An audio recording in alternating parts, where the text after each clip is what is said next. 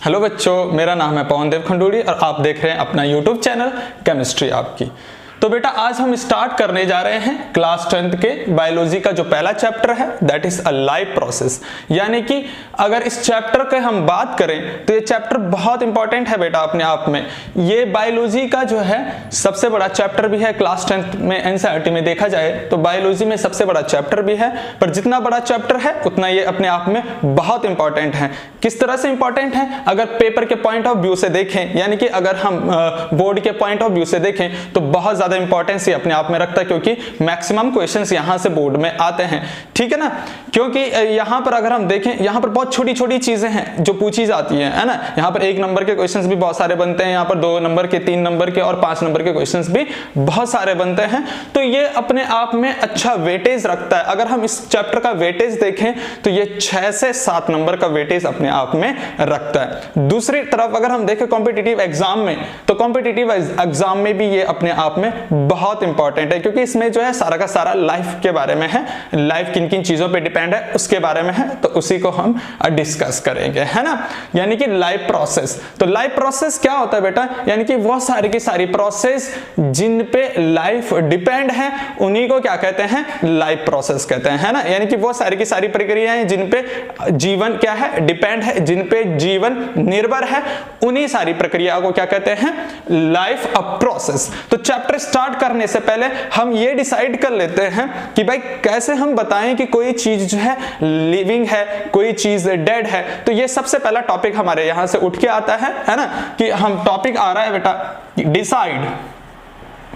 Decide whether something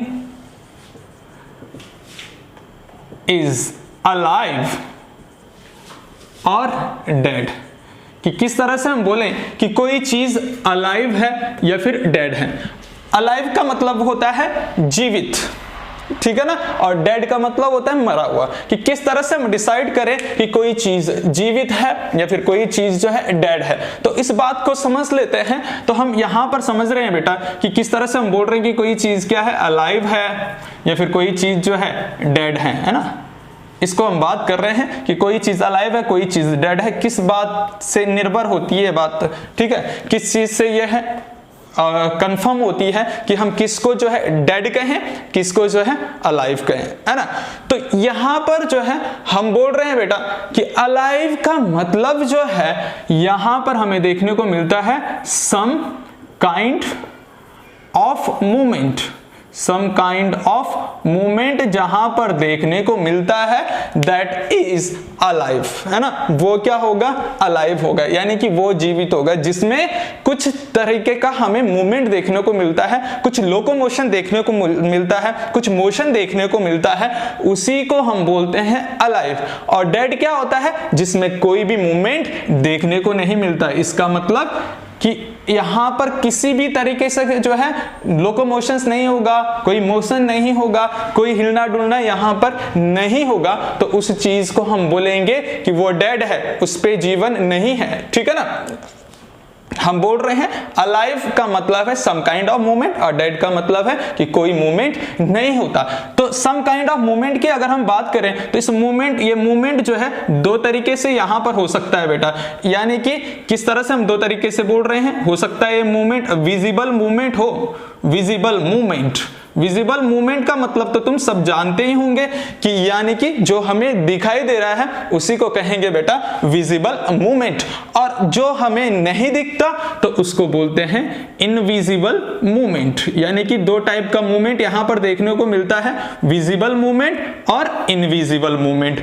visible movement का मतलब होता है कि जो हमें दिखाई दे रहा है, और इनविजिबल का मतलब होता है जो हमें नहीं दिखाई दे रहा है। यानी कि हम ये नहीं बोलेंगे कि जो चीज हमें दिखाई दे रही है वो चीज है और जो नहीं दिखाई दे रही है वो नहीं है। इसका मतलब यही नहीं है बेटा। अगर जैसे हम बात करें फॉर एग्जांपल ले, यानी कि जो लाइट है, लाइट के जो 7 कलर हमें दिखाई देते हैं विबग्योर, है ना, तो वो हमें दिखाई देते हैं क्योंकि वो विजिबल रीजन में है, इसलिए हमें वो हमारी आंखों से वो दिखाई देते हैं, हमारी आंख उनको डिटेक्ट कर पाती है। ठीक, और और इसके अलावा भी तो और सारे कलर हैं, इसके अलावा भी तो बहुत सारे रेडिएशंस है नेचर में जिनको हमारी आंखें डिटेक्ट नहीं कर पाती। तो इसका मतलब हम ये नहीं बोलेंगे कि वो चीज जो है नेचर में है ही नहीं, ठीक है ना। तो ऐसे भी यहां पर भी है, मूवमेंट हो रहा है, कुछ मूवमेंट ऐसे हैं जो हमें पता चलता है, पता किस तरह से, हमारी आंखें उनको देख पाती हैं, ऑब्जर्व कर पाती हैं, हम नेक्ड आईज से उनको देख सकते हैं, यानी कि डायरेक्टली अपनी आंखों से देख सकते हैं। लेकिन कुछ ऐसे माइन्यूट मूवमेंट होते हैं, कुछ ऐसे छोटे पैमाने पे मूवमेंट होते हैं जिनको हमारी आंखें ऑब्जर्व नहीं कर पाती, जिनको हमारी आंखें नहीं देख पाती, तो उनको बोलते हैं इनविजिबल मूवमेंट, यानी कि मूवमेंट तो हो रहा है पर वो क्या है, इनविजिबल है, जिसको हमारी आंखें ऑब्जर्व नहीं कर पा रही हैं। अब विजिबल मूवमेंट क्यों बना वो विजिबल, और इनविजिबल मतलब कि वो नहीं दिखाई दे रहा, विजिबल वो क्यों बना, क्योंकि उसमें क्या है, मूवमेंट लार्ज पैमाने पे हो रहा है ना। यानी कि विजिबल मूवमेंट को हम बोलेंगे बेटा कि ये मूवमेंट जो होता है वो लार्ज स्केल मूवमेंट होता है ना। यानी कि यहां पर जो मूवमेंट हो रहा है वो लार्ज स्केल में देखने को मिलता है, इसी वजह से हम बोल रहे हैं वो विजिबल है। लार्ज स्केल का मतलब है कि अगर हम बोलेंगे भाई वॉकिंग कर रहा है ना, हम बोलेंगे रनिंग कर रहा है, तो that is large scale movement, यानी कि वो हम आंखों से देख पा रहे हैं, वो ग्रोथ कर रहा है, वो डेवलपमेंट कर रहा है, तो दैट इज क्या हो जाएगा, ये लार्ज स्केल मूवमेंट हो जाएगा। तो इसी को हम बोलेंगे विजिबल मूवमेंट। यानी कि अगर इसके एग्जांपल की बात करें, लार्ज स्केल के मूवमेंट की बात करें, उसके एग्जांपल समझे, तो दैट इज हम बोलेंगे ग्रोथ है ना, ग्रोथ हमें दिख रहा है कि भाई उसमें ग्रोथ हो रही है, तो ग्रोथ जो हो जाएगा वो लार्ज स्केल हो जाएगा। ग्रोथ हो गया, डेवलपमेंट हो गया, डेवलपमेंट हो गया, ये हमारी आंखें ऑब्जर्व कर पा रही हैं। रनिंग हो गया, वॉकिंग हो गया, है ना, ये जो मूवमेंट हो रहे हैं इनको हमारी आंखें देख पा रही हैं, तो इनको क्या कहेंगे, लार्ज स्केल मूवमेंट। तो यही जो है विजिबल मूवमेंट में आ जाता है। अब इनविजिबल मूवमेंट की बात करते हैं, तो इनविजिबल मूवमेंट क्या हो जाएगा, जो हमारी आंखें ऑब्जर्व नहीं कर पाती हैं पर वो चीजें हो रही हैं। वो चीजें हो रही हैं तो वो कैसे हो रही हैं, वो बहुत स्मॉल स्केल पे हो रही हैं, जिनको हमारी आंखें डायरेक्टली तो नहीं देख पा रही हैं, उनको देखने के लिए माइक्रोस्कोप की जरूरत होती है। और वो माइक्रोस्कोप बेटा हो सकता है लाइट माइक्रोस्कोप हो, या फिर और भी डीपली देखने के लिए जो है इलेक्ट्रो माइक्रोस्कोप यूज कर सकते हैं यहाँ पर, है ना। तो ये जो मूवमेंट होते हैं ये बहुत स्मॉल स्केल मूवमेंट होता है, जिसको हमारी आंखें डिटेक्ट नहीं कर पाती हैं, तो हम बोल रहे हैं ये स्मॉल स्केल मूवमेंट। ये क्या है बेटा, स्मॉल स्केल पे देखने को मिल रहा है। अब स्मॉल स्केल में कैसे, हम बोल रहे हैं लिविंग है, मूवमेंट हो रहा है। स्मॉल स्केल कैसा कि उस लिविंग ऑर्गेनिजम्स के किसी पर्टिकुलर सेल में मूवमेंट हो रहा होगा, उस लिविंग ऑर्गेनिज्म से किसी मॉलिक्यूल्स में मूवमेंट हो रहा होगा, उस लिविंग ऑर्गेनिजम्स के सेल में जो है, सेल के अंदर जो प्लाज्मा है उसमें मूवमेंट हो रहा होगा, है ना। तो हम बोल रहे हैं कि स्मॉल स्केल मूवमेंट मतलब किसी पर्टिकुलर ऑर्गेनिज्म में जो है उसकी मॉलिक्यूल में मूवमेंट हो रहा है, तो इस वजह से इसको क्या कहते हैं, मॉलिक्यूलर मूवमेंट भी कहा जाता है। मॉलिक्यूलर मूवमेंट क्या कहते हैं बेटा, मॉलिक्यूलर मूवमेंट। मॉलिक्यूलर मूवमेंट यानी कि पर्टिकुलर मॉलिक्यूल्स में हो रहा है। इसको इस तरह से भी बोल सकते हैं, और करके इसको इस तरह से भी बोल सकते हैं कि उसके सेल, पर्टिकुलर सेल में मूवमेंट हो रहा है, ध्यान दीजिए बेटा, ठीक है, उसके पर्टिकुलर सेल में मूवमेंट हो रहा है, दैट इज सेलुलर मूवमेंट। उस वजह से हम उसको क्या कहते हैं, सेलुलर मूवमेंट। यानी कि उसके सेल में मूवमेंट हो रहा है, उस सेल में मूवमेंट हो रहा है, उस सेल के अंदर भी मूवमेंट हो सकता है, उसके साइटोप्लाज्म में मूवमेंट हो रहा हो, तो हम इसको जो है नेक्स्ट नाम क्या दे सकते हैं, साइटोप्लाज्मिक मूवमेंट। हम क्या बोल रहे हैं बेटा, इसको साइटोप्लाज्मिक मूवमेंट, कि उसके साइटोप्लाज्म में मूवमेंट हो रहा है, that is cytoplasmic movement. Cyto जहां पर भी वर्ड आए बेटा, साइटो का मतलब होता है सेल, जहां कहीं भी साइटो वर्ड आए दैट मीन्स सेल, ठीक है ना। तो साइटो मतलब सेल, प्लाज्मा उस सेल के अंदर जो प्लाज्मा है उसमें जो मूवमेंट है दैट इज साइटोप्लाज्मिक मूवमेंट, ठीक है बेटा।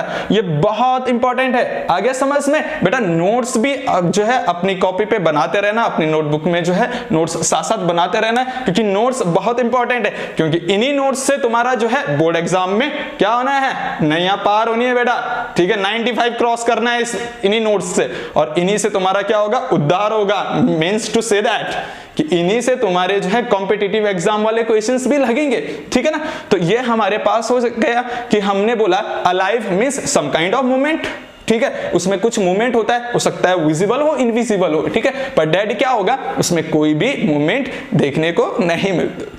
आ गया समझ में?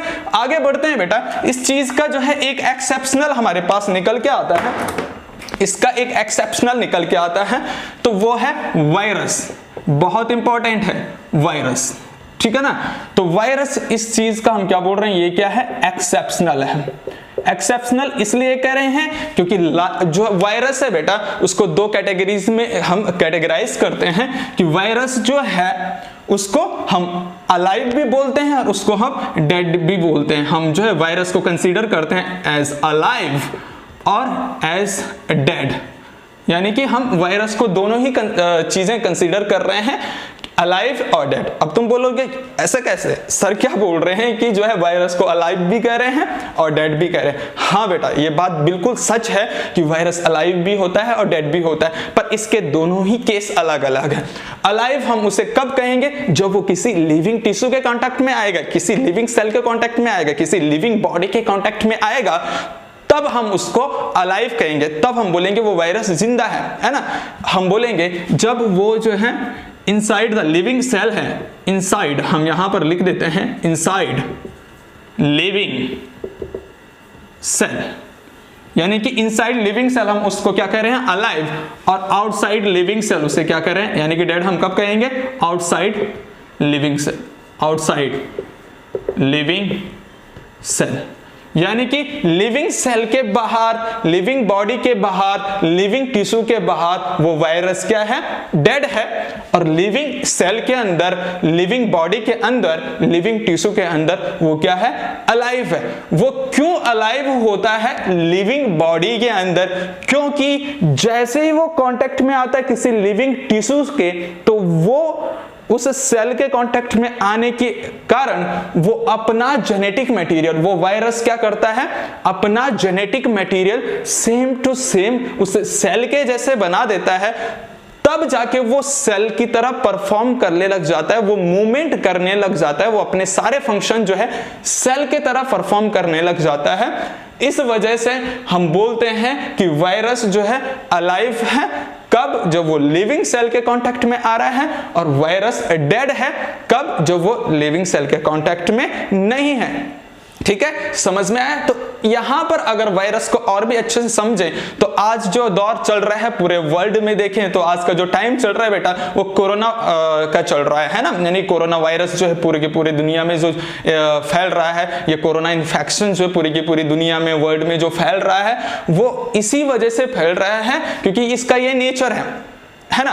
तो अगर हम देखें जो वायरस है, हम बोल रहे हैं वो बॉडी के बाहर क्या है, डेड है, ठीक है, और बॉडी के अंदर क्या है, वो लिविंग है। इसीलिए दुनिया भर के जितने भी डॉक्टर्स हैं, इसीलिए दुनिया भर के जितने भी साइंटिस्ट हैं, वो यही सजेशंस कर रहे हैं, लोगों को यही निर्देश दे रहे हैं कि make a distance between peoples, यानी बिटवीन ऑर्गेनिज्म, बिटवीन पीपल्स, है ना, यानी कि दूरी बना के रखें, डिस्टेंस बना के रखें और मुंह पे मास्क लगा के रखें, तो ये इन्फेक्शंस फिर और आगे नहीं फैलेगा। इस इन्फेक्शंस की जो चेन है, जो लिंकेज है, वो टूट जाएगी, ब्रेक हो जाएगी। कैसे ब्रेक होगी? क्योंकि बॉडी से बाहर क्या है, वो डेड है। अगर हम डिस्टेंस बना के रखें, आपस में डिस्टेंस बना के रखें, तो वो वायरस एक जगह से दूसरी जगह फैलेगा ही नहीं, क्योंकि वो एनवायरनमेंट में क्या है, वो डेड है। ठीक है, और अगर हम बात करें चिपक के रहना या फिर एक दूसरे के साथ जो है मिलके चलना, तो उसमें क्या हो रहा है बेटा, वो वायरस एक दूसरे पे जो है जल्दी से जल्दी फैल रहा है, स्प्रेड हो रहा है, तो तब जाके वो इतना भयानक रूप ले रहा है ना। तो यही चीज है। और वायरस की दूसरी बात ये होता है बेटा, वो अपनी फॉर्म चेंज करता रहता है। जैसे अगर हम फॉर एग्जाम्पल बात करें वायरस में, जैसे HIV वायरस है, HIV वायरस है ना, एड्स का वायरस है, तो ये वायरस की भी आज तक कोई दवा नहीं बनी, कोई मेडिसिन नहीं बनी। क्यों नहीं बनी?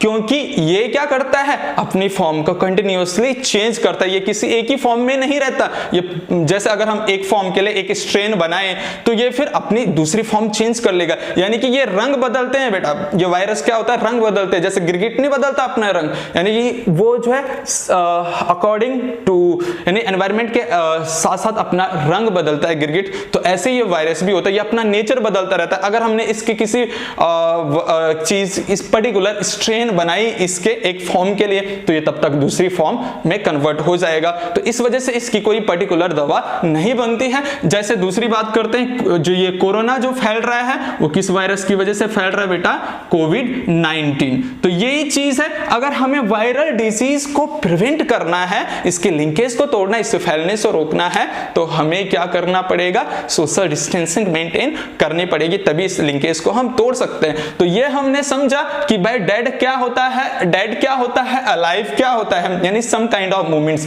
अब ये मूवमेंट्स किसी ऑर्गेनिज्म में हो रहा है तो इसके जरूरत क्या है भाई, उस ऑर्गेनिज्म में मूवमेंट होने की जरूरत क्या है, तो वो हम स्टार पॉइंट्स यहां पर लिख लेते हैं। स्टार का मतलब बहुत इंपॉर्टेंट पॉइंट का मतलब है कि ये क्वेश्चंस प्रीवियस ईयर के पेपर में पूछा हुआ है, तो इसका मतलब होता है बेटा स्टार पॉइंट, यानी कि बहुत इंपॉर्टेंट पॉइंट है ना। तो तुम भी स्टार करके ही लिखना।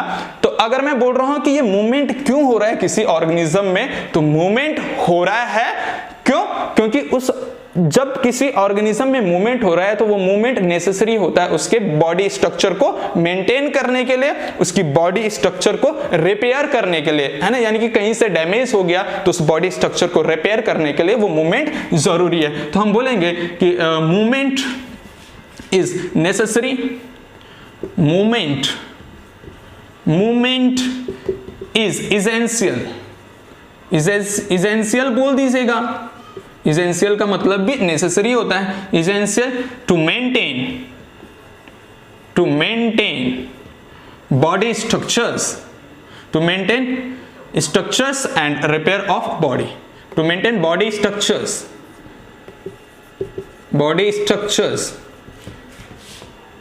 And repair body and also repair body,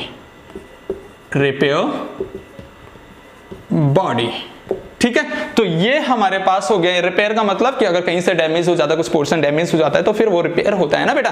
तो यही चीज है कि जो मूवमेंट है वो जरूरी है किसी ऑर्गेनिज्म की बॉडी का स्ट्रक्चर मेंटेन करने के लिए और उसको रिपेयर करने के लिए, ठीक है। इतना समझ में आया।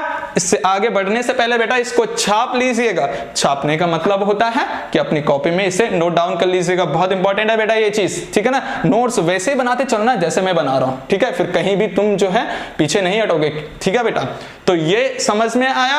आगे बढ़ते हैं। आगे हमारा चैप्टर है बेटा लाइफ अ प्रोसेस, यानी कि अपनी बात पे आते हैं, लाइफ प्रोसेस, अपने चैप्टर पे आते हैं लाइफ प्रोसेस। चलो छाप लिया, हम आगे स्टार्ट करते हैं लाइफ प्रोसेस। अगर हम इसको अच्छे से समझें तो लाइफ का मतलब होता है लिविंग, है ना। लाइफ का मतलब होता है लिविंग और प्रोसेस का मतलब होता है प्रक्रिया। अगर हिंदी में हम समझें तो प्रक्रिया, यानी कि लिविंग का मतलब जीवन, है ना। यानी कि लिविंग का मतलब अगर इसको भी हिंदी में समझें तो जीवन, यानी कि जीवन के लिए जो जो प्रक्रियाएं हैं उन्हीं प्रक्रियाओं को हम क्या कर रहे हैं, लाइफ प्रोसेस। यानी कि लाइफ को मेंटेन करने के लिए जो इसेंशियल प्रोसेस होती हैं उन्हीं प्रोसेस को हम क्या कहते हैं बेटा, लाइफ प्रोसेस। तो हम डेफिनेशंस किस तरह से इसको लिखें, किस तरह से हम इसको डिफाइन करें, तो हम करेंगे बेटा the essential process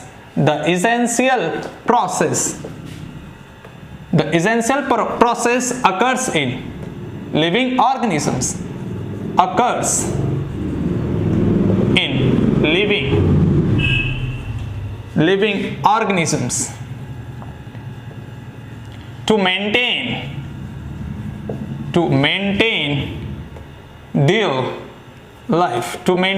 their life, कि वह सारी की सारी इसेंशियल प्रोसेस, यानी कि यहां पर हमारे पास दो वर्ड निकल के आते हैं बेटा, एक तो इसेंशियल प्रोसेस और दूसरा हमारे पास लिविंग ऑर्गेनिजम्स, कि वह सारे के सारे इसेंशियल प्रोसेस जो किसी लिविंग ऑर्गेनिज्म की लाइफ को मेंटेन करने के लिए जरूरी है, उन्हीं प्रोसेस को हम कहते हैं लाइफ प्रोसेस। ठीक है। लिविंग ऑर्गेनिज्म का मतलब हमने समझा है, लिविंग हम किसको कह रहे हैं, जिसमें सम काइंड ऑफ मूवमेंट हो रहा है। वो मूवमेंट हमने अभी पढ़ा है कि मूवमेंट हो सकता है विजिबल मूवमेंट हो, यानी लार्ज स्केल मूवमेंट हो। वो लार्ज स्केल मूवमेंट जो हो रहा है बेटा, वो पूरे ऑर्गेनिज्म में मूवमेंट हो रहा है, तो उस मूवमेंट को हम बोल सकते हैं ऑर्गेनाइजेशंस लेवल ऑफ मूवमेंट। और स्मॉल स्केल वाला मूवमेंट, इनविजिबल मूवमेंट हमने पढ़ा, वो पर्टिकुलर सेल में हो रहा है, तो उसको हमने बोला सेलुलर लेवल ऑफ मूवमेंट, है ना। तो एक तो था वहां पर सेलुलर लेवल ऑफ मूवमेंट, और दूसरा हमने वहां पर पढ़ा ऑर्गेनाइजेशंस लेवल ऑफ मूवमेंट, यानी कि पूरे ऑर्गेनिज्म में मूवमेंट हो रहा है। तो हम बोल रहे हैं the essential process occurs in living body, living organisms to maintain their life, है ना, टू सस्टेन देयर लाइफ। जो उसकी लाइफ को मेंटेन करने के लिए जो एसेंशियल प्रोसेस होती है, किसी ऑर्गेनिज्म की लाइफ को मेंटेन करने के लिए जो जरूरी प्रक्रियाएं होती हैं, उन्हीं प्रक्रियाओं को हम क्या कह रहे हैं, लाइफ प्रोसेस। अब हमने यहां पर दो चीजें पढ़ रही। सबसे पहला है एसेंशियल प्रोसेस, उस एसेंशियल प्रोसेस को समझ लेते हैं। यानी कि सबसे पहला हम यहां पर पढ़ रहे हैं एसेंशियल प्रोसेस। एसेंशियल प्रोसेस की कौन कौन सी वो एसेंशियल प्रोसेस हैं जिन पे लाइफ डिपेंड है, यानी कि without this process life can't survive, ठीक है ना, कि उस इन प्रोसेस के बिना जीवन जीना असंभव है। तो वो प्रोसेस कौन सी है, जैसे सबसे पहले आ जाता है बेटा न्यूट्रिशंस। इस चैप्टर में हमने पढ़ना है सबसे पहला न्यूट्रिशंस, दूसरा breathing and respirations, breathing and respirations, breathing and respirations. तीसरा हमने पढ़ना है यहां पर ट्रांसपिरेशंस, ट्रांसपिरेशंस। चौथा हमने पढ़ना है यहां पर ट्रांसपिरेशंस के बाद एक्सक्रीशंस, एक्सक्रीशंस। तो ये चार की चार प्रोसेस हमें इस चैप्टर में दे रखी हैं, जिनके बारे में हमने पढ़ना है ना। तो ये है एसेंशियल प्रोसेस है, क्योंकि इनके बिना क्या है, लाइफ को हम सोच भी नहीं सकते, लाइफ का इमेजिनेशन हम कर भी नहीं सकते, जीवन का इमेजिनेशन कर ही नहीं सकते। तो ये जो एसेंशियल प्रोसेस है ये किसी ऑर्गेनिजम्स के लिए जरूरी है, इसी वजह से हम इनको क्या कह रहे हैं, लाइफ प्रोसेस, यानी कि ये लाइफ के लिए बहुत जरूरी है। अब लिविंग ऑर्गेनिजम्स की अगर हम बात करें तो वो लिविंग ऑर्गेनिज्म दूसरे तरह के दूसरे बात हम कर रहे हैं लिविंग ऑर्गेनिजम्स। तो लिविंग ऑर्गेनिज्म हमारे पास क्या है, लिविंग ऑर्गेनिजम्स। वो लिविंग ऑर्गेनिज्म कुछ भी हो सकता है बेटा, हो सकता है वो यूनिसेलुलर ऑर्गेनिजम्स हो सकता है वो मल्टीसेलुलर ऑर्गेनिजम्स हो, है ना। हम बोल रहे हैं वो हो सकता है यूनिसेलुलर हो, है ना। बच्चों को पता होगा यूनिसेलुलर का मतलब, और ये भी पता होगा बच्चों को मल्टीसेलुलर का मतलब, तुमने 9वीं कक्षा में पढ़ा होगा मल्टीसेलुलर, है ना। तो यूनि का मतलब होता है, जहां पर भी यूनि का मतलब आए बेटा दैट इज सिंगल, है ना। सेलुलर मतलब सेल, और मल्टी जहां पर वर्ड आए, मल्टी का मतलब मैनी, यानी कि बहुत सारा, और सेलुलर का मतलब सेल। तो अपने आप ही, यानी कि नाम में ही काम है, जो नाम है उस वही अपने आप को पूरा डिफाइन कर रहा है। यूनिसेलुलर मतलब सिंगल सेल, ऐसा ऑर्गेनिज्म जो सिंगल सेल से बना है, यानी कि हम बोल सकते हैं एक सिंगल सेल एक ऑर्गेनिजम्स को बना रही है, दैट इज यूनिसेलुलर ऑर्गेनिज्म। तो सबसे पहला पॉइंट हम यहां पर क्या लिख देंगे कि organism made up of single cell, organisms, organism made up of single cell, that is unicellular organism. Multicellular organism का मतलब है कि वो ऑर्गेनिज्म जो है ग्रुप ऑफ सेल से मिलकर बना है, टिश्यू से मिलकर बना है। तो हम बोलेंगे ऑर्गेनिजम्स, ये organism made of, organisms made of group of cell, ठीक है। तो उसको कहेंगे multicellular organism. Group of cell का मतलब हमने ये भी पढ़ा होगा, बच्चों को ये भी ध्यान होगा कि जो सेल है, सेल का ग्रुप जो है, ग्रुप ऑफ सेल हमारे पास क्या बनाता है बेटा, टिश्यू बनाता है। और टिश्यू का जो ग्रुप है, अगर उसके बाद हम देखें तो टिश्यू से क्या बनता है, टिश्यू से क्या बनता है, ऑर्गन्स बनता है, और ऑर्गन से फिर बॉडी बनती है ना। टिश्यू से क्या बनते हैं, ऑर्गन्स बनता है और ऑर्गन से क्या बनता है, पूरी की पूरी बॉडी बनती है। तो ये हमारे पास मल्टी सेलुलर ऑर्गेनिजम्स होते हैं, ठीक है ना। और यूनिसेलुलर ऑर्गेनिज्म मतलब जिसमें सिंगल सेल है। दूसरी बात हम बात कर रहे हैं मल्टी सेलुलर ऑर्गेनिज्म और यूनिसेलुलर ऑर्गेनिज्म। दूसरा पॉइंट हम क्या लिख सकते हैं यूनिसेलुलर ऑर्गेनिज्म में, मतलब वो सिंगल सेल है, ठीक है ना। वो ऑर्गेनिज्म किसका है, सिंगल सेल से बना हुआ है। तो जितनी भी लाइफ की प्रोसेस है वो सारी की सारी प्रोसेस केवल और केवल एक ही सेल से होने वाली है। ये तो हमें आइडिया लग गया ना, यानी कि सिंगल सेल से बनकर बना है, यानी कि एक सेल के अलावा उसमें कुछ और है ही नहीं उस ऑर्गेनिज्म में, तो वो है यूनिसेलुलर ऑर्गेनिज्म। तो ये लाइफ की प्रोसेस, जितनी भी प्रोसेस लाइफ की है, यानी लाइफ प्रोसेस है, तो वो एक ही सेल से परफॉर्म होने वाली है। तो हम बोलेंगे ऑल द फंक्शंस का मतलब लाइफ प्रोसेस, ठीक है ना। All the functions performed by single cell, कि जो है सारे के सारे फंक्शंस एक ही सेल परफॉर्म कर रही है। और यहां पर अगर दूसरा पॉइंट लिखें बेटा कि यहां पर जो है अलग अलग सेल, अलग अलग ग्रुप ऑफ सेल जो है अलग अलग फंक्शंस अब परफॉर्म करता है, क्योंकि अलग अलग ग्रुप ऑफ सेल से जो है ऑर्गन्स बनता है। तो वो हर एक ऑर्गन्स जो है अलग अलग अपना फंक्शंस करता है। जैसे अगर हम बोले न्यूट्रिशंस का जो मल्टी सेलुलर ऑर्गेनिज्म, हम अपना एग्जांपल ले लें, ह्यूमन का एक मल्टी सेलुलर ऑर्गेनिज्म है, तो न्यूट्रिशंस करने के लिए उसमें अलग ऑर्गन्स हैं। ब्रीथिंग रेस्पिरेशन, जैसे ब्रीथिंग रेस्पिरेशंस के उसमें अलग ऑर्गन्स है, जैसे लंग्स बोल दीजिए, है ना। ट्रांसपिरेशंस का अलग ऑर्गन है, हार्ट बोल लीजिएगा, है ना। और एक्सक्रीशंस का अलग ऑर्गन्स है। तो ये सारा इस मल्टी सेलुलर ऑर्गेनिज्म में मिलता है, यानी कि अलग अलग ऑर्गन्स अलग अलग फंक्शंस परफॉर्म कर रहे हैं। और यहां पर एक ही जो है सेल सारे फंक्शन परफॉर्म कर रहे हैं। तो हम यहां पर क्या लिखेंगे, डिफरेंट फंक्शन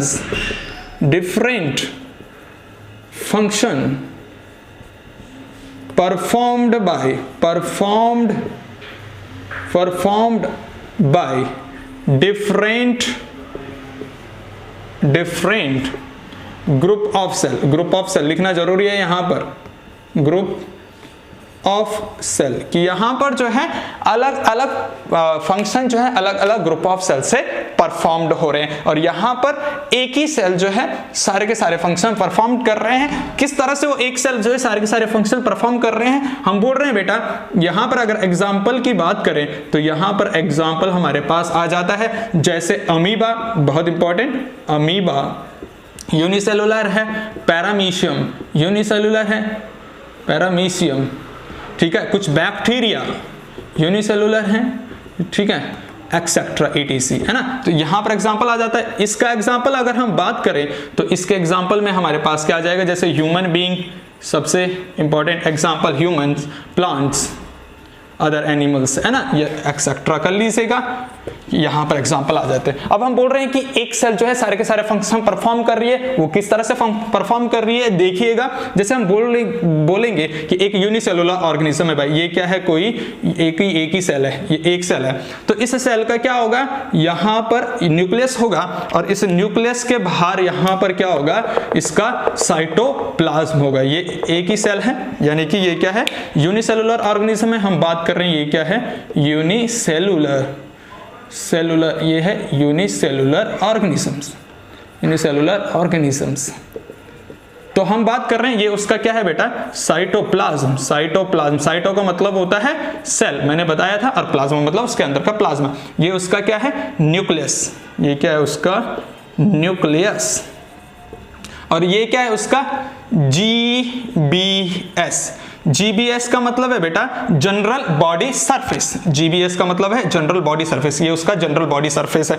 तो ये एक सेल जो है सारे के सारे फंक्शंस परफॉर्म करेगा। जैसे ये लाइफ प्रोसेस है तो न्यूट्रिशंस भी इसी सेल से होगा, यानी कि हम बात कर रहे हैं न्यूट्रिशंस भी यहीं से होगा, न्यूट्रिशंस भी इसी सेल से होगा, इस सेल के बॉडी सरफेस से होगा, ठीक है। और ब्रीथिंग एंड रेस्पिरेशंस भी यहीं से होगा, यानी कि रेस्पायर भी यहीं से करेगा, ये रेस्पिरेशन भी यहीं से करेगा इस जनरल बॉडी सरफेस से। ट्रांसपिरेशंस भी यहीं से करेगा, ट्रांसपिरेशंस एक्सचेंज ऑफ गैसेस यानी कि यहीं से करेगा ट्रांसपीरेशन, ठीक है, यहीं से करेगा ट्रांसपिरेशंस। और एक्सक्रीशंस भी ये यहीं से करेगा, है ना, इसी सेल से एक्सक्रीशंस। तो ये हम बोल रहे हैं कि सारे के सारे फंक्शंस जो है एक ही सेल परफॉर्म कर रही है, दैट इज यूनिसेलुलर ऑर्गेनिजम्स, ठीक है ना। तो हम बोलेंगे कि यूनिसेलुलर ऑर्गेनिज्म जो है, एक ही सेल जो है सारे के सारे फंक्शंस परफॉर्म कर रही है, दैट इज यूनिसेलुलर ऑर्गेनिज्म। किस तरह से फंक्शन परफॉर्म कर रही है, ये जीबीएस होता है बेटा, इसका जनरल बॉडी सरफेस। इसी बॉडी सरफेस से ये सारे के सारे फंक्शंस परफॉर्म कर रही है, और ये फंक्शंस जो परफॉर्म कर रही है ये बाय द हेल्प ऑफ डिफ्यूजन्स कर रही है, बाय द हेल्प ऑफ, यानी कि ये सारे के सारे फंक्शन जो है, ये फंक्शंस, ये फंक्शन, ये फंक्शन, ये सारे के सारे फंक्शंस अगर हम बात करें तो ये सारे के सारे फंक्शंस ये जो है, ये सारे के सारे फंक्शन जो ये परफॉर्म कर रहा है किसके द्वारा, किसके द्वारा, बाय डिफ्यूजन्स। हम यहां पर लिख देंगे बाय डिफ्यूजन्स, ठीक है। अब ये डिफ्यूजन्स क्या होता है उसको हम आगे टॉपिक डालेंगे, पहले इतना छाप लीजिए। समझ में आया सिंगल सेलुलर ऑर्गेनिज्म, ठीक है, कि एक ही सेल सारे के सारे फंक्शन परफॉर्म कर रही है, ठीक है। इसमें कोई जो है पर्टिकुलर ऑर्गन नहीं है किसी चीज के लिए, क्योंकि सिंगल सेल है। यहां पर क्या होता है, पर्टिकुलर ऑर्गन्स होता है मल्टीसेलुलर ऑर्गेनिज्म में, ठीक है ना। तो इतना छाप लीजिए, आगे हम बढ़ेंगे बेटा कि ये डिफ्यूजन्स क्या होता है ना, और किस तरह से ये फंक्शंस परफॉर्म करता है ना। छापिए बेटा, नोट्स इसी तरह से बनाने, छापो, बहुत इजी है, ऐसा है जैसे लड्डू, बहुत आसान है, ठीक है। एक बार जो है समझ में आ जाए, चुटकियों में होती हैं बातें, ठीक है। छापो, आगे बढ़ते हैं बेटा डिफ्यूजन्स की तरफ। हमने अभी पढ़ा डिफ्यूजन्स कि डिफ्यूजन्स क्या है। हमने बोला कि जो यूनिसेलुलर ऑर्गेनिजम्स हैं वहां पर डिफ्यूजन्स ही होता है सारे की सारी प्रोसेस करने के लिए, यानी कि न्यूट्रिशंस करने के लिए भी डिफ्यूजन्स होता है, रेस्पायर करने के लिए भी डिफ्यूजन्स होता है, एक्सक्रीशंस करने के लिए भी डिफ्यूजन्स होता है, सारी की सारी लाइफ प्रोसेस के लिए वहां पर डिफ्यूजन्स ही होता है। तो डिफ्यूजन्स आखिर में होता क्या है, diffusions it is a particular movement. अगर हम बोले तो ये क्या एक पार्टिकल मूवमेंट है, यानी कि पार्टिकुलर मूवमेंट, इसको हम बोलेंगे पार्टिकुलर मूवमेंट।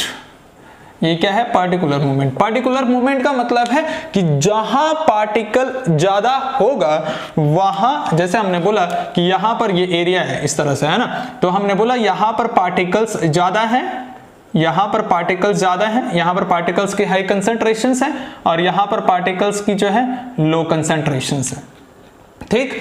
तो जहां पर पार्टिकल की कंसंट्रेशंस, हम बोलेंगे यहां पर कंसंट्रेशन क्या है बेटा, हाई, हम बोलेंगे यहां पर कंसंट्रेशन क्या है, लो।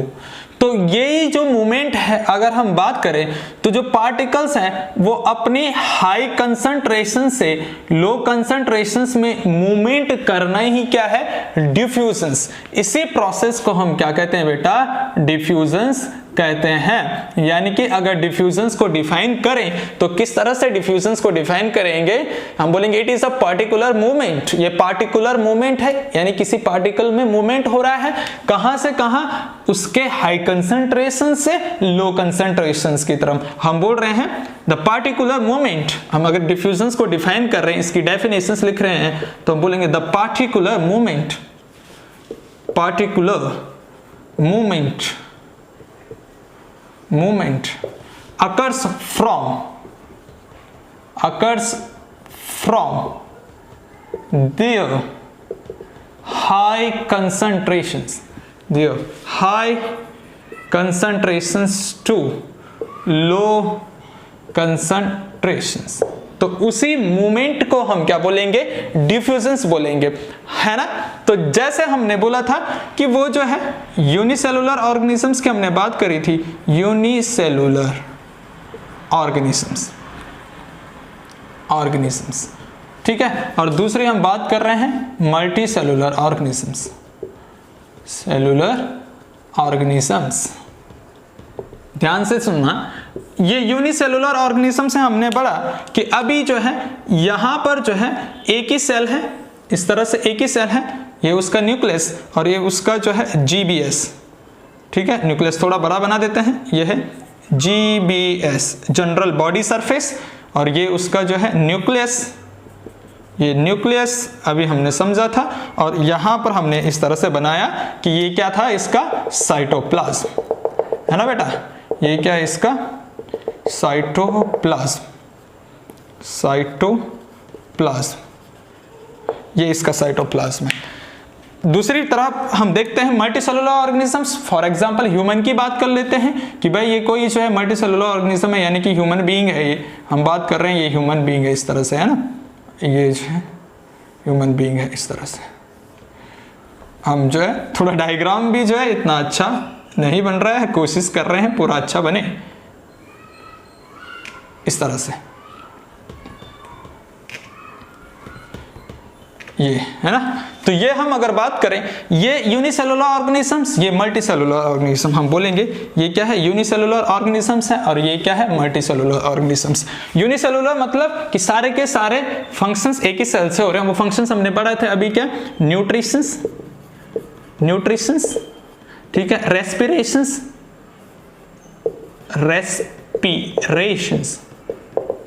है ना। नेक्स्ट हमने पढ़ा था ट्रांसपिरेशंस,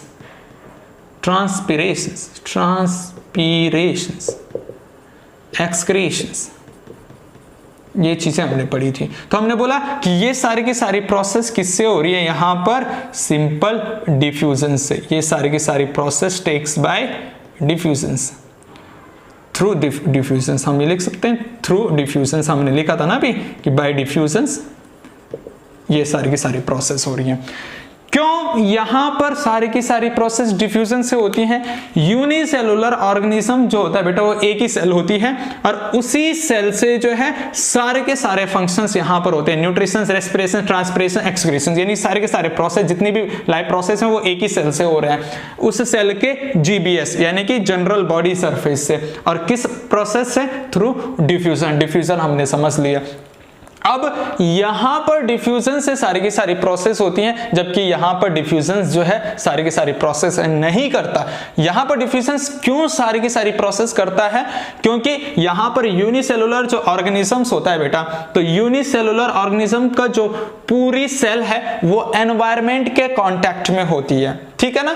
तो एनवायरमेंट के कांटेक्ट में पूरी की पूरी सेल जो है एनवायरमेंट के कांटेक्ट में है, तो जनरल बॉडी, उसकी जो जनरल बॉडी सरफेस है उसका पूरा का पूरा जो है वो एनवायरमेंट के कांटेक्ट में। तो एनवायरमेंट के कांटेक्ट में होने की वजह से यहां पर डिफ्यूजन्स होता है। यानी कि हम बोले कि यूनिसेलुलर ऑर्गेनिज्म जो है, जब उसकी पूरी बॉडी का जो सरफेस है वो एनवायरमेंट के कांटेक्ट में होता है, तभी उसमें न्यूट्रिशन, रेस्पिरेशन, ट्रांसपिरेशन, एक्सक्रीशन सारे के सारे जो है डिफ्यूजन से हो जाता है। यानी कि यहां पर हम बोल सकते हैं डिफ्यूजन यहां पर जो है काफी है पूरे के पूरे प्रोसेस करने के लिए। डिफ्यूजन जो है सफिशिएंट है यहां पर पूरी की पूरी लाइफ प्रोसेस करने के लिए। लेकिन मल्टीसेलुलर ऑर्गेनिज्म में डिफ्यूजन जो है सफिशिएंट नहीं होता बेटा। क्यों नहीं होता? क्योंकि यहां पर अगर हम बात करें तो यहां पर हम बोलें कि ये बाहर वाली जो सेल है, ये स्किन वाली जो है सेल है, ये तो चलो एनवायरमेंट के कांटेक्ट में, ये किसके कांटेक्ट में? एनवायरमेंट के कांटेक्ट में है। पर जो अंदर वाली सेल होंगी, जो बॉडी के अंदर वाली सेल होगी, जो इनर सेल होगी, वो एनवायरमेंट के कांटेक्ट में नहीं होगी। तो इस वजह से यहां पर डिफ्यूजन सफिशिएंट नहीं है ना। तो हम यही डिसाइड करते हैं कि जो यूनिसेलुलर ऑर्गेनिज्म है उसकी जो पूरी की पूरी जो सेल है, उसकी जो जनरल बॉडी सरफेस है, वो पूरा का पूरा एनवायरमेंट के कांटेक्ट में होता है। लेकिन यहां पर सारी की सारी सेल जो है एनवायरमेंट के कांटेक्ट में नहीं होती है। इस वजह से यहां पर जो जितनी भी लाइफ प्रोसेस है वो उनके लिए जो है डिफ्यूजन्स काफी नहीं है। इस वजह से हर एक लाइफ प्रोसेस के लिए यहाँ पर हर एक ऑर्गन बना हुआ है। यहाँ पर ऑर्गेनाइजेशंस लेवल ऑफ कैटेगरी यहाँ पर है ना। तो ये क्वेश्चंस बहुत इंपॉर्टेंट पूछा जाता है कि भाई जो ह्यूमन बीइंग है या फिर कोई मल्टीसेलुलर ऑर्गेनिज्म है, वहां पर डिफ्यूजन्स इनसफिशिएंट होता है। क्यों? यानी कि डिफ्यूजन्स वहां पर सफिशिएंट नहीं है। क्यों? तो वो इसका जवाब यही जाएगा बेटा, क्योंकि जो है मल्टीसेलुलर ऑर्गेनिज्म का जो है सारी की सारी सेल एनवायरमेंट के कांटेक्ट में नहीं होती, इस वजह से वहां पर डिफ्यूजन सफिशिएंट नहीं है। वहां पर हर एक ऑर्गन्स जो है अपना अपना फंक्शंस परफॉर्म करता है। ठीक है, तो हम यहीं पर लिख लेंगे स्टार टॉपिक बना के। स्टार का मतलब होता है बहुत इंपॉर्टेंट, है ना। तो हम बोलेंगे डिफ्यूजन्स इज इनसफिशिएंट फॉर, यानी कि हम लिख देंगे डिफ्यूजन्स is insufficient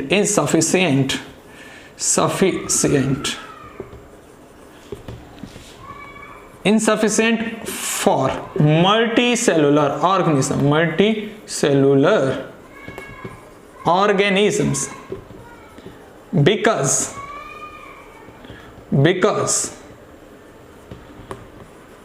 all cells are not contact with, are not contact with environment directly, environment directly, कि जो है सारे की सारी जो सेल हैं वो डायरेक्टली कांटेक्ट में नहीं होती है एनवायरनमेंट के, इस वजह से जो है मल्टीसेलुलर ऑर्गेनिज्म में डिफ्यूजन इनसफिशिएंट है ना। तो यहां पर ये चीज हम समझ गए। ऐसे ही जो है अगर हम बात करें बेटा, यहां पर कुछ क्वेश्चंस निकल के आते हैं एनसीईआरटी के, है ना, एनसीईआरटी के कुछ क्वेश्चंस निकल के आते हैं। एनसीईआरटी पेज नंबर अगर 95 देखोगे तो वहां पर इंटेक्स क्वेश्चंस है। वहां पर इंटेक्स क्वेश्चंस में सबसे पहला क्वेश्चंस यही है कि जो डिफ्यूजन्स है, सबसे पहला क्वेश्चंस यही है बेटा, सबसे पहला क्वेश्चंस वहां पर यही है कि diffusions is sufficient for multicellular organisms, है ना, कि जो डिफ्यूजन्स है वो इनसफिशिएंट है मल्टीसेलुलर ऑर्गेनिजम्स। उसका जवाब मैंने यहां पर लिखा दिया। दूसरा क्वेश्चंस वहां पर है कि जो है, दूसरा क्वेश्चन वहां पर है कि किस तरह से हम डिसाइड करें कि समथिंग इज डेड और अलाइव। वो मैंने बता दिया कि डेड वो होगा जिसमें कोई मूवमेंट नहीं होगा, अलाइव वो होगा जिसमें सम काइंड ऑफ मूवमेंट हो। तीसरा क्वेश्चन वहां पर ये है, तीसरा क्वेश्चन है वहां पर, तीसरा क्वेश्चन इस तरह से पूछ रखा है कि कोई भी ऑर्गेनिज्म जो है किन किन रॉ मटेरियल का जो है यूज करता है। तो रॉ मटेरियल डिपेंड करता है उस ऑर्गेनिज्म पे, उस बॉडी स्ट्रक्चर पे, उस ऑर्गेनिज्म की बॉडी स्ट्रक्चर पे डिपेंड करता है। अगर हम बोले यूनिसेलुलर ऑर्गेनिज्म तो उनका जो है अपना एक रॉ मटेरियल होता है ना, रॉ मटेरियल मतलब बाहर से वो कौन कौन सी चीजें यूज में ले रहे हैं, दैट इज रॉ मटेरियल। तो वो ऑर्गेनिज्म पे डिपेंड करता है ना, कि वो कौन कौन से रॉ मटेरियल यूज करता है। तो वो हम बोलेंगे कि वो ऑर्गेनिज्म पे डिपेंड कर रहा है कि वो कौन कौन से रॉ मटेरियल यूज कर रहा है। यूनिसेलुलर अलग यूज करेगा, मल्टीसेलुलर अलग यूज करेगा, ठीक है ना। और फोर्थ वहां पर चौथा क्वेश्चन इस तरह से है कि वो लाइफ प्रोसेस जो है उसके एसेंशियल कंपोनेंट कौन कौन से हैं ना, कि what is the essential component of life process. तो हमने अभी पढ़ी थी वो सारी की सारी प्रोसेस। एसेंशियल कंपोनेंट मतलब कि वो लाइफ प्रोसेस कौन कौन सी हैं, यानी जिसपे लाइफ डिपेंड है। हमने पढ़ा था ना बेटा अभी कि कौन कौन सी हैं, न्यूट्रिशंस, ठीक है। दूसरा हमने पढ़ा था ब्रीथिंग रेस्पिरेशंस। तीसरा हमने पढ़ा क्या पढ़ा था, और ट्रांसपिरेशंस देन एक्सक्रीशंस। ये चार ही जो है यहाँ पर लाइफ प्रोसेस हम पढ़ेंगे तो वो वहां पर आंसर हो जाएगा कि चार कंपोनेंट है लाइफ प्रोसेस के, न्यूट्रिशंस है, ब्रीथिंग रेस्पिरेशंस है, तीसरा जो है ट्रांसपिरेशंस और चौथा एक्सक्रीशंस, ठीक है। तो इतना हमारा कंप्लीट हो गया। क्वेश्चंस भी हमने इंटेक्स के लगा दिए। समझ में आया बेटा? छाप ली से बहुत इंपॉर्टेंट है।